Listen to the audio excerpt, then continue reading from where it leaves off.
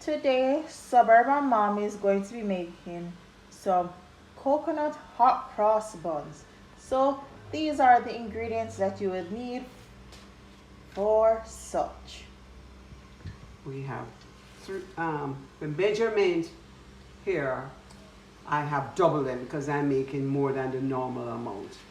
So it is now 6 cups of all-purpose flour, 2/3 sugar, 5 tablespoons of butter, 2 eggs, a cup of grated coconut, a teaspoon of lime zest. This is the vanilla, the rosewater and almond, and I have a cup of mixed fruits there. It is mixed with raisins, currants, and mixed peel. 1 cup in total. And the spices are nutmeg, cinnamon, allspice, and a little ginger powder, and the salt here. And we have the instant yeast, which we are going to be putting into the 2 cups of milk here. Warm or cold milk? Warm milk here. Okay. So I'm going to open the yeast and measure out 2 tablespoons.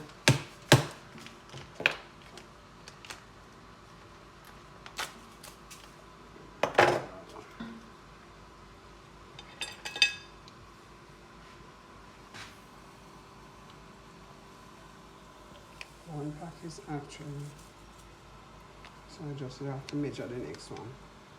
1 pack is 1 tablespoon. So I'll just put in the other one without measuring it.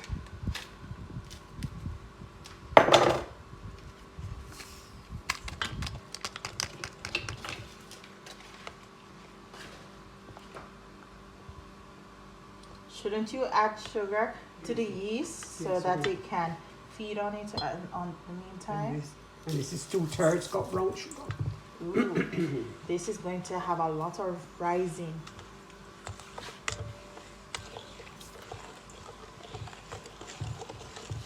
Stir that. We're going to stir that and then set it aside to set for 10 minutes.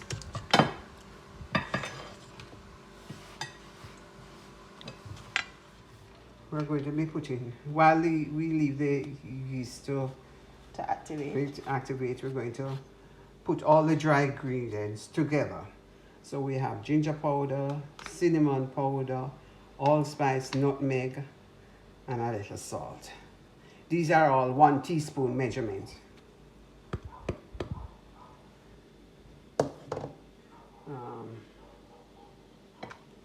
We're going to be putting in the cup of coconut flakes.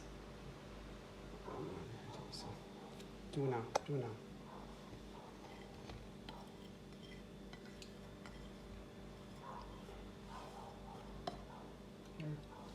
Is that okay on the other side? Stir that together, Johnny. Or combined it. Combine all that. We'll do the 2 eggs.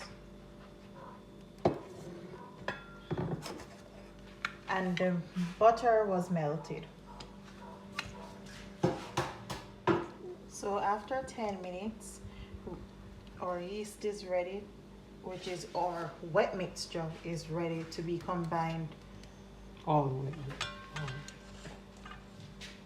So This is the egg. we are going to add the 2 eggs to the yeast, The liquid. to the liquid. And here, Mom.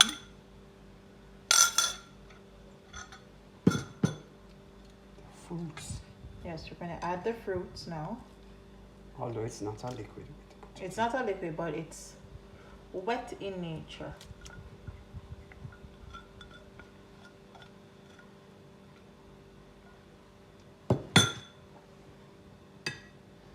I'm going to put in the butter.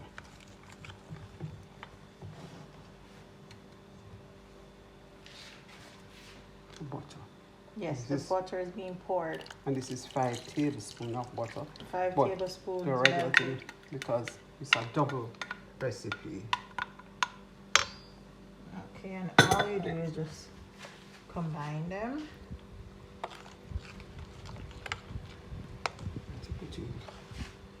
Vanilla. We're going to add the vanilla and the rose water. I guess you can add it to your taste, but we're adding a teaspoon.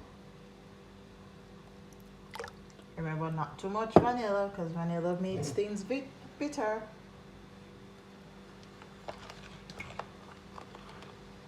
And this is almond rose water. yeah, the almond rose water now.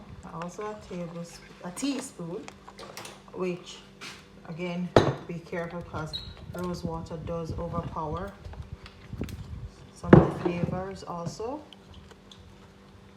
So you just combine them. Lastly, we're adding the zest. The lime zest. We have no lemon, so we're using Yeah, you can use lime, lemon, orange, any one of the citrus fruits.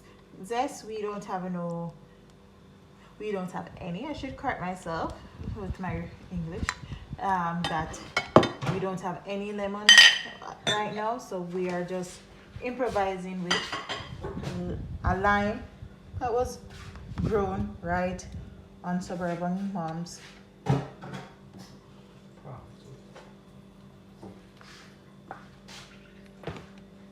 We'll just combine. So Suburban Mom says you have to make a well. Not you have to, you do make or a well. You do make a well. Potato. So did you stir this around with all the dry ingredients?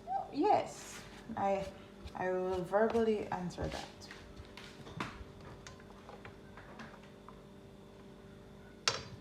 So you just pour the mixture, The wet into the dry.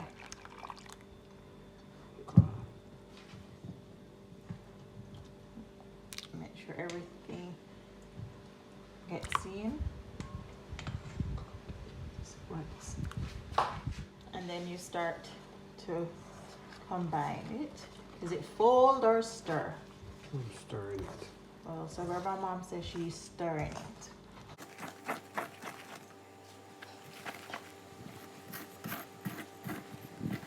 So what's the next process, Mom? After it was in the bowl, you said you turned it out and you put it on the counter, a floured counter.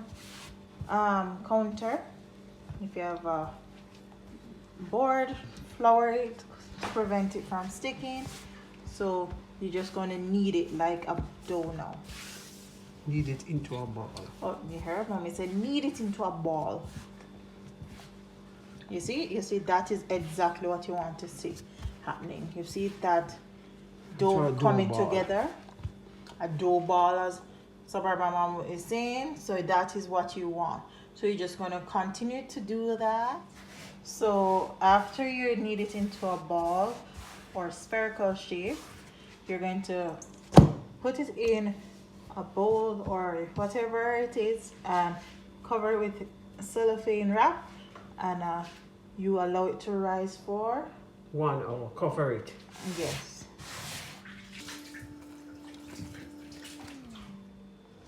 So we took it out, and as you see, Mom is pressing down the air. Pressing out the air.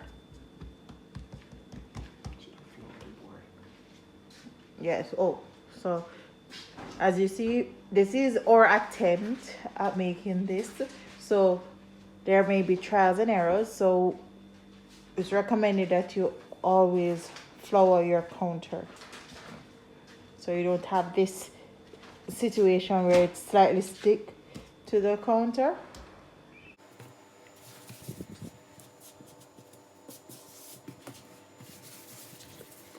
To do that, you just get a simple knife and just separate it. You see that doughy consistency. Roll this into a log. Right here, Mom says she's gonna roll it into a log, just like the technique that you see she's doing.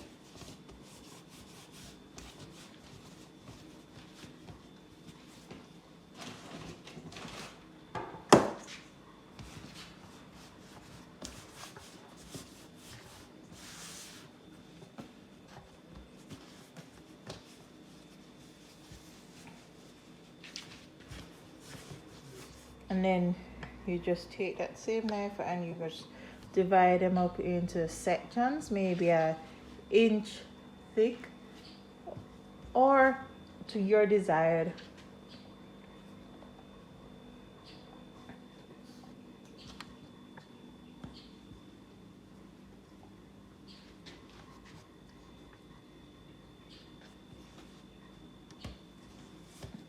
Okay, so she's just going to do that for the whole.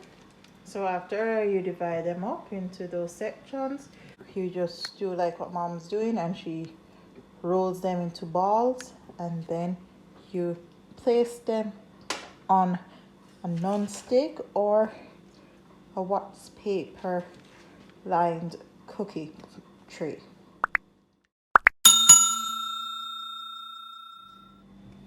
They are formed into the balls now, and I put some plastic wrap and I'm going to put a towel over it so that it can do another rest period to hopefully rise for 50 minutes.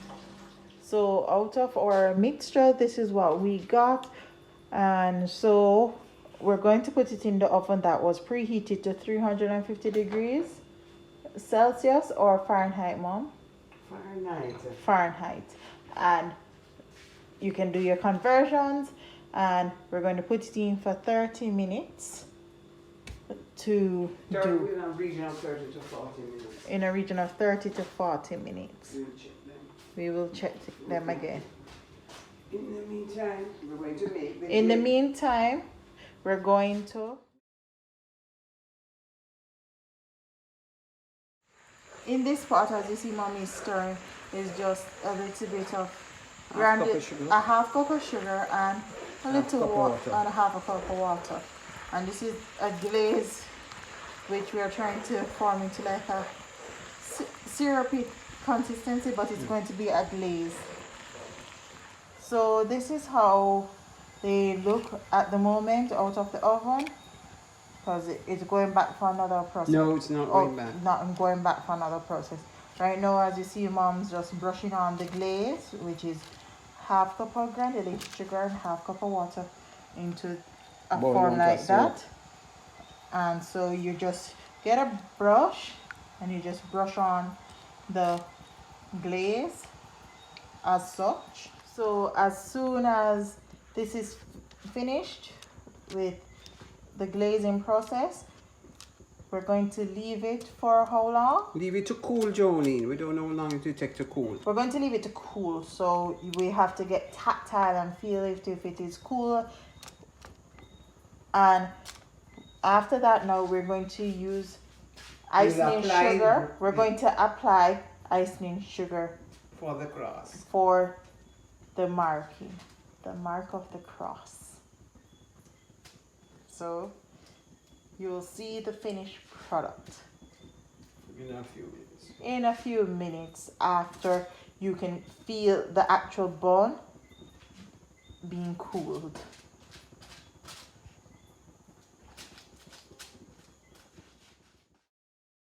So mom fashioned a piping bag, which we can get creative, and this is with the icing.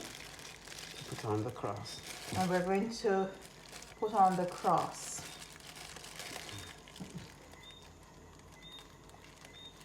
This is so we're going to ice it. I'm going to try my hand. I'm slightly back-handed. So look, you're just going to get it. You have a Ziploc bag to do this. If you're going to use a bag, not a sandwich bag, like what I'm using here right now.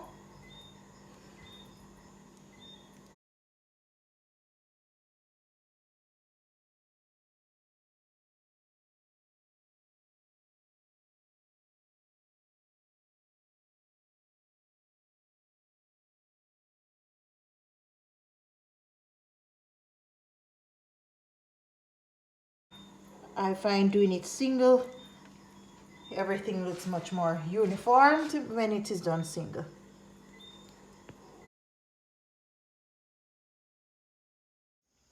So, Mom, how does it taste? Mine tastes very light and fluffy. Okay, here their food. It tastes light and fluffy, and it's not too sweet, so it's good. So, would you try this? Comment down below. Take care from your girl, Suburban Girl, and Suburban Mom.